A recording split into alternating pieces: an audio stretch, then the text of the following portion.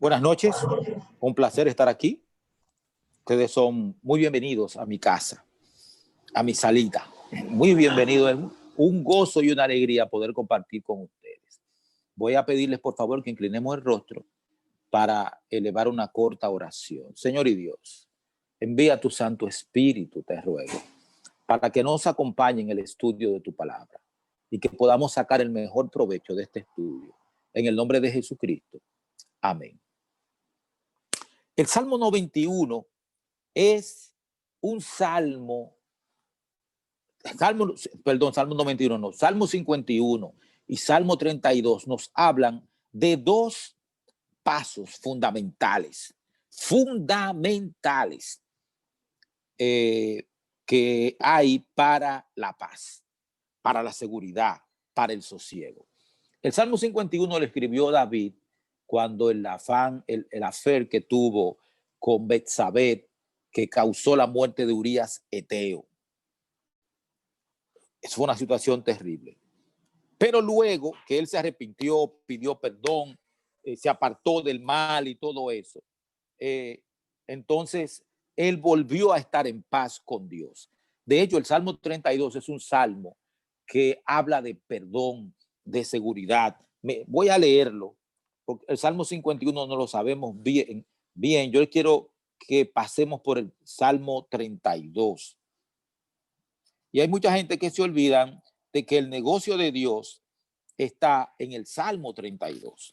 Lo que Dios hace cada día está en el Salmo 32. Bienaventurado el hombre, bienaventurado aquel cuya transgresión ha sido perdonada y cubierto su pecado. Bienaventurado el hombre a quien Jehová no culpa de iniquidad y en cuyo espíritu no hay engaño. Mientras callé, se envejecieron mis huesos en mi gemir todo el día, porque de día y de noche se agravó sobre mí tu mano. Se volvió mi verdor en sequedades de verano. Mi pecado te declaré y no encubrí mi iniquidad. Dije, confesaré mis rebeliones a Jehová y tú perdonaste la maldad de mi pecado.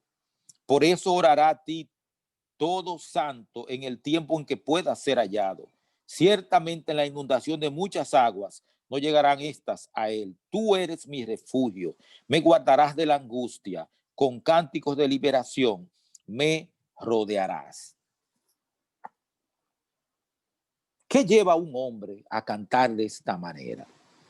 ¿Qué lleva a un ser humano a expresar esta sensación de paz, de sosiego, de tranquilidad? El arrepentirse de un pecado lleva a eso. En el Salmo 51, David comienza diciendo, ten piedad de mí, oh Dios, conforme a tu misericordia, conforme a la multitud de tus piedades, borra mis rebeliones. Lávame más y más de mi maldad y límpiame de mi pecado, porque yo reconozco mis rebeliones y mi pecado está siempre delante de mí. Contra ti solo he pecado, he hecho lo malo delante de tus ojos, para que seas reconocido justo en tu palabra y tenido por puro en tu juicio. El Salmo 51 es el salmo de un alma contrita, humillada, adolorida, porque sabía que su relación con Dios se había roto y que se había roto debido a su mal proceder, a su pecado. Sin embargo, el protagonista de estos dos salmos es David, la misma persona, el rey David. Pero ¿cómo un hombre que se dice en la Biblia que fue un hombre conforme al corazón de Dios, baja a las profundidades del pecado? ¿Cómo un hombre tan estrechamente vinculado a Dios profundiza, se va en el pecado? ¿Cómo cae en un pecado, en unos pecados, porque fueron varios, tan horribles, tan horribles? Bien, en el Patriarcas y Profetas, voy a decir el capítulo ahora,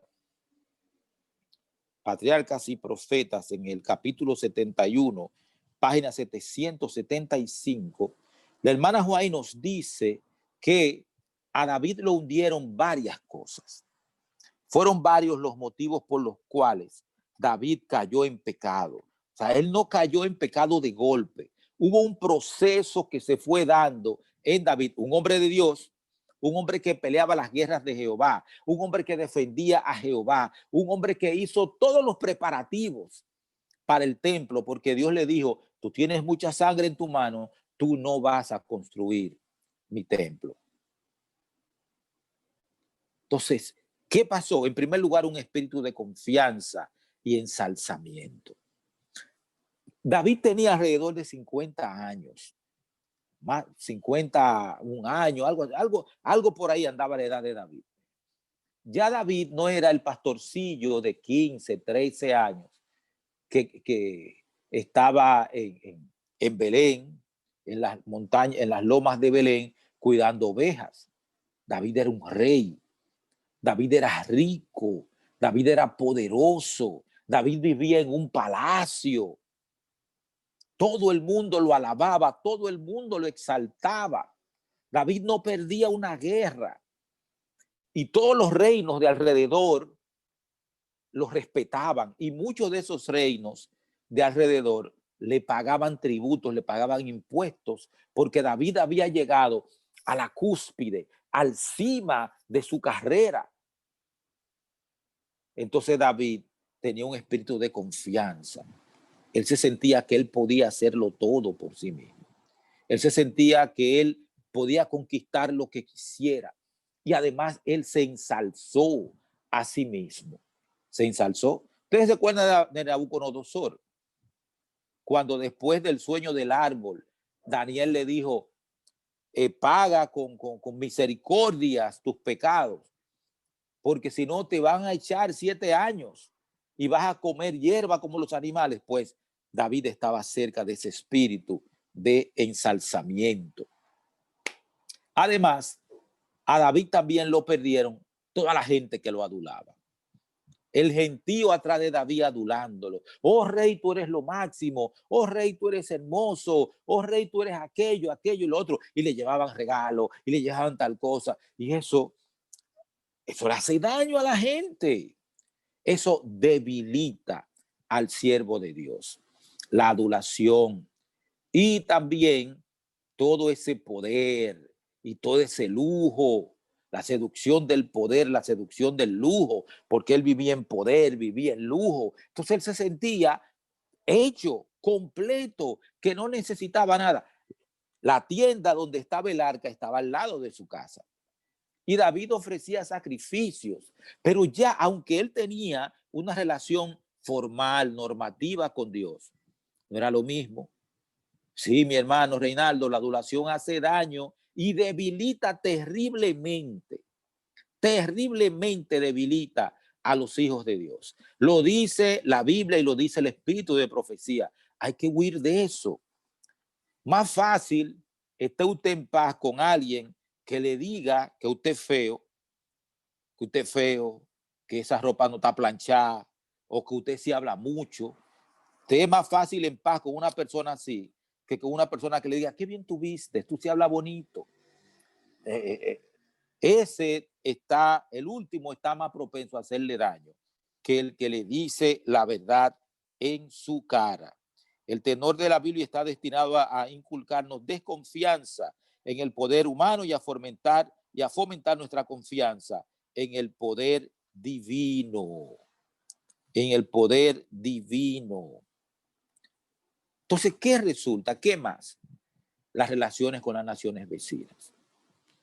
David se relacionó mucho con las naciones vecinas, asumió costumbre de las naciones vecinas. Porque dígame usted, ¿para qué tenía David tantas mujeres? ¿Para qué? ¿Para qué tenía David tantas mujeres? Tenía la mujer de Nabal, el del Carmelo, que se había muerto, y tenía varias más, tenía la hija de Saúl, pero muchas mujeres. Y eso entonces hizo que él se debilitara espiritualmente. Más aún, había un concepto, una cultura que los crímenes y pecados que no se permitían a la población en general, se le permitían al rey. El rey podía hacer lo que le diera la gana y no había ninguna justicia humana que lo alcanzara. Absolutamente nada. Entonces, en vez de confiar humildemente en Dios, empezó a confiar en su propio poder y en su propia sabiduría. Y así llegamos al momento en que él entra en un estado de ocio. Rabá de los hijos de Amón debía ser tomada.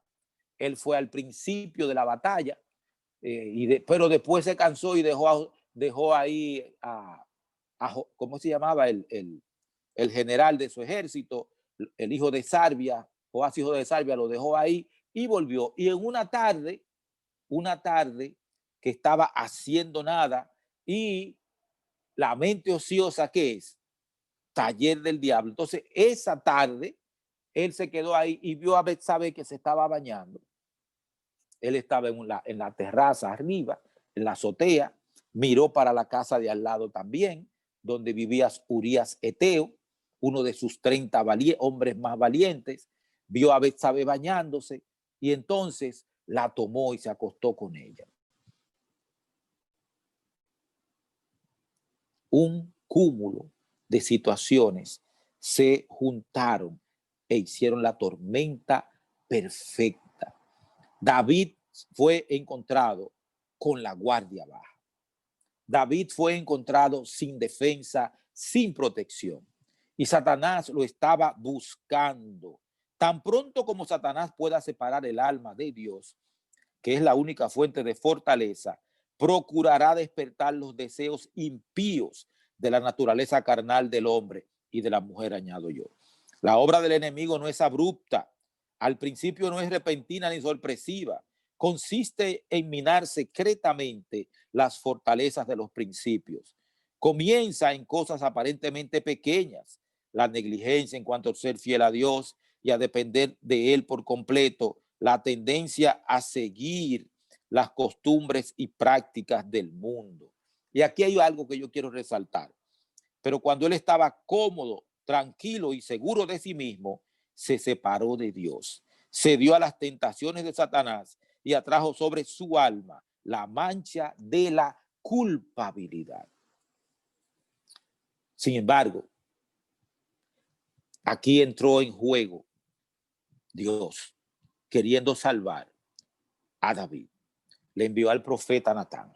Natán habló con él e inmediatamente Natán habló con él. David reaccionó, inmediatamente reaccionó y dijo, yo he pecado contra el cielo y he pecado contra Dios. Él se acostó con Betsabé, eso es adulterio. Él mató al marido de Betsabé, que era Urías Eteo, que eso es homicidio. Y él mintió sobre el caso. Sin embargo, todo eso se englobó como una ofensa a Dios. Cualquier ofensa, cualquier arbitrariedad, cualquier pecado contra uno de nuestros congéneres es una ofensa a Dios. Es una ofensa a Dios. Y cuando él pidió perdón, se arrodilló y clamó, Dios lo perdonó. Porque el objetivo de Dios es perdonar. Y ahí estriba la diferencia grande entre Saúl por un lado y David por otro. Cada vez que a David, que a Saúl se le llamaba la atención por algún pecado cometido, Saúl lo que hacía era disculparse y echarle la culpa a otro. No se arrepentía.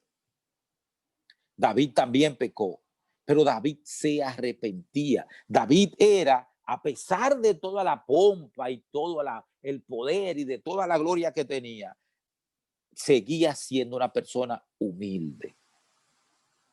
Una persona a quien Dios castigó como a su hijo. Y Dios le perdonó. Entonces, fue un proceso el que llevó a David a ese pecado. Satanás lo fue conduciendo. Cada vez que mandaba a una persona a honrarlo y a alabarlo y a decirle tal cosa, es Satanás trabajando. Y regalos y muchos regalos y tú eres tal cosa. Satanás trabajando. Y hasta que David se sintió seguro, entró en un momento de ocio y cayó. Sin embargo, el Salmo 32 nos dice que David se sentía como limpio de pecado. Dios lo perdonó. Sin embargo, hubieron personas que no le perdonaron eso a David. No le perdonaron. Y hay un ejemplo, quizá usted va a decir, usted puede decir que Absalón fue la persona que no le quiso perdonar nada a David. No, no. El más egregio de todos los que no quiso perdonar a David fue Achitofel. ¿Ustedes han oído hablar de Achitofel? Uno de los hombres más sabios que había en Israel.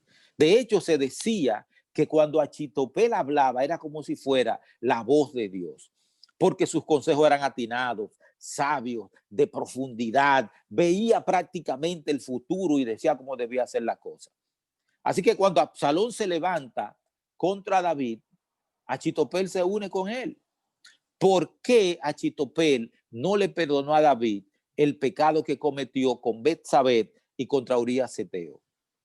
Porque Betsabé era nieta de Achitofel. El papá de Betsabé era hijo de Achitofel. Y Achitofel consideró eso como una ofensa grave para su familia, muy grave. Y él no quiso perdonar. En 2 de Samuel, capítulo 17, se nos relata cómo tanto Achitofel como Usaí dieron consejos. Achitofel, enemigo acérrimo de David, lo quería muerto, lo quería desaparecido, y dio un consejo sabio. Realmente, voy a leerlo aquí, está en 2 de Samuel capítulo 17. Entonces Achitofel dijo a Absalón: yo escogeré ahora 12,000 hombres, me levantaré y seguiré a David esta noche. Caeré sobre él mientras está cansado y sin fuerzas, lo atemorizaré y todo el pueblo que está con él huirá. Mataré solamente al rey y así haré que todo el pueblo se vuelva hacia ti, pues tú buscas solamente la vida de un hombre y cuando ellos hayan vuelto, todo el pueblo estará en paz. Y este consejo le pareció bien a Absalón y a todos los ancianos de Israel. Sin embargo, Dios había puesto ya la hora de muerte, tanto para Absalón como para Achitofel. Así que David había dejado a Usaí también había enviado a Usaí para que se presentara como amigo de Absalón, para que desbaratara el consejo de Achitofel. Y él dio un consejo diferente. Y ellos se llevaron de lo que dijo Usaí. De hecho, fue Achitofel quien le dijo a Absalón: Absalón, David dejó unas mujeres cuidando la casa, que eran de las mujeres de David, de las del harén de David. Entonces Achitofel le dijo: para que el pueblo vea que tú no te vas a reconciliar con David, le dijo Achitofel a Absalón, pon una tienda sobre el techo y tráete todas estas mujeres y acuéstate con ellas, para que el pueblo vea que tu rompimiento con tu padre es para siempre. Nos dice 2 de Samuel capítulo 17 versículos 22 y 23. Entonces se levantó David y todo el pueblo que con él estaba y pasaron el Jordán antes que amaneciera. Ni uno solo dejó de pasar el Jordán. Pero Achitofel, viendo que no se había seguido su consejo, ensilló su asno, se levantó y se fue a casa en su ciudad, y después de poner la casa en orden, se ahorcó. Así murió y fue sepultado en el sepulcro de su padre. ¿Por qué murió Achitofel? Porque no perdonó a quien Dios perdonó. Ustedes han visto gente así en la iglesia, que alguien comete un pecado, alguien cae, pero hay gente que no lo perdona. Y esa persona pide perdón a la iglesia lo borra y él como quiera sigue pidiendo perdón, pide su bautismo y lo bautizan de nuevo. Y hay gente que nunca se olvida de que ese hermano cayó. Ese tipo de gente, usted puede ponerle un apellido. ¿Cuál es su apellido? Achitofel, el que no perdonó. Yo siempre cuento una anécdota de un hermano, un líder de la iglesia que cayó, pero él nunca dejó de ir a la iglesia y lo borraron y todo eso. Y él nunca dejó de ir a la iglesia. Y entonces él se quedaba los sábados por la tarde, él iba por la mañana a su culto, él iba el sábado por la mañana, perdón, a su culto, él iba los domingos por la noche a la iglesia, los miércoles iba a la iglesia, los viernes iba a la iglesia, los sábados por la mañana estaba en escuela sabática, culto divino, y los sábados en la tarde iba a la escuela de los profetas,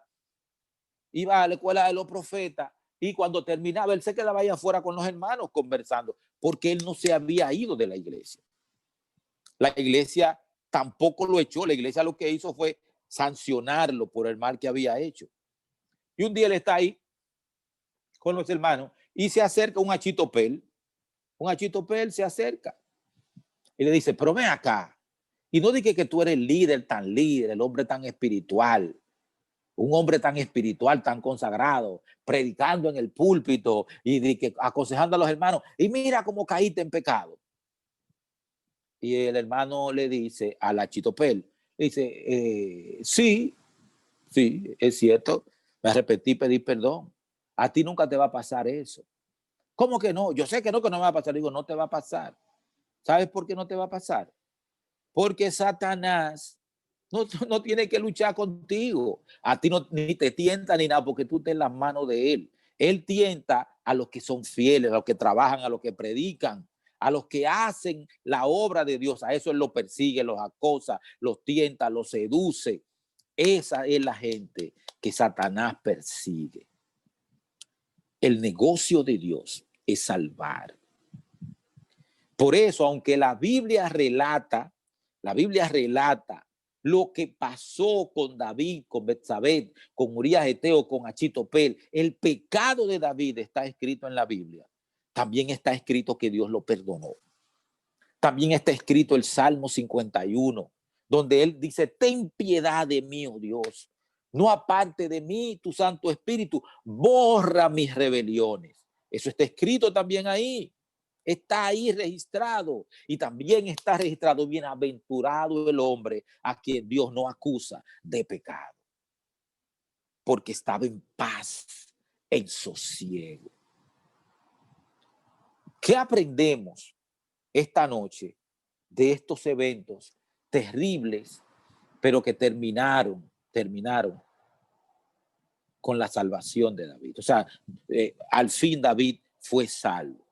Y acuérdense de una cosa, el rey que siguió a David fue el hijo de Betsabé y David, un hijo de Betsabé y David, Salomón. El primero murió como consecuencia del pecado, pero el segundo fue Salomón. Y el sobrenombre de Salomón era Jedidias. Y Jedidias significa amado de Jehová.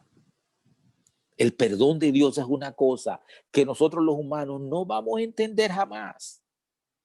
Por tanto, no intentemos medir con nuestra medida pequeña, humana, no intentemos medir algo tan grande como el amor de Dios, su amor de Dios, tu inmensidad. El hombre no podrá contar ni comprender la gran verdad que Dios al hombre pudo amar. Cuando Jesucristo perdonó a los que lo estaban clavando en la cruz, los perdonó. A esos, Padre, perdónalos porque no saben lo que hacen. Por eso es que Dios el juicio se lo dio a su Hijo. No nos dio el juicio a nosotros, porque nosotros vamos a medir como humanos. Y si fuéramos nosotros los que fuéramos a juzgar, entonces todo el mundo se perdiera. El gentío perdido. Nosotros vamos a juzgar durante los 1000 años, pero ya todo está decidido. Nosotros lo que vamos es a confirmar, a decir Dios es justo, sí, tenía que ser así. Así que, mis hermanos, en esta noche, mi petición es que miremos con misericordia al pecador, que trabajemos para salvarlo, como hizo David, como hizo Dios con David, y que no seamos como Achitopel. A quien Dios perdonó, usted no tiene ningún motivo para negarle el perdón. No haga eso.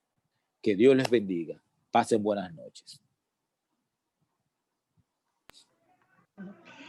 Muy interesante. Había un dato que no sabía. El de ¿cómo se llama? Achitopel. Achitopel, sí. Bueno, voy a pronunciar varias veces porque no quiero que se me olvide. Aprendamos a perdonar a quien Dios perdona. Y también no miramos el amor de Dios porque es tan grande que nosotros no podemos medirlo. Hemos aprendido cosas grandes, de verdad que sí, el Señor se ha manifestado. Le quiero recordar que mañana finalizaremos estos 4 días que hemos tenido de oración. Así que no deje nunca de orar por la lista que tenemos, por lo que se escribió aquí en el chat. Y si usted tiene un pedido de oración, pues también nos escribe, que nosotros estaremos orando para que el Señor interceda por cada uno de aquellas peticiones que están acá. Para concluir, vamos a entonar todos el himno 156.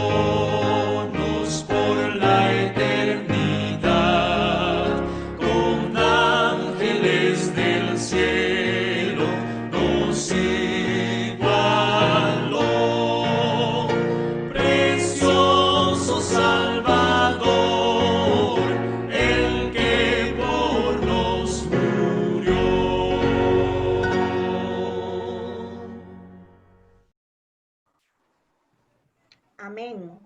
Pues ya saben, le esperamos mañana a la misma hora. Queremos que nos despide esta noche para finalizar el licenciado Humberto Cristian con una oración. Gracias, buen Dios, por tu palabra. Está todo escrito.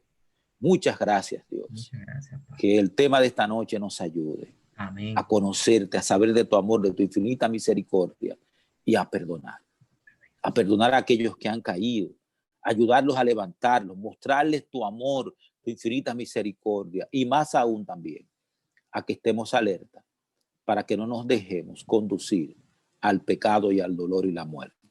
Bendice a la iglesia de Betania y a sus amigos por siempre. En el nombre de Jesucristo. Amén.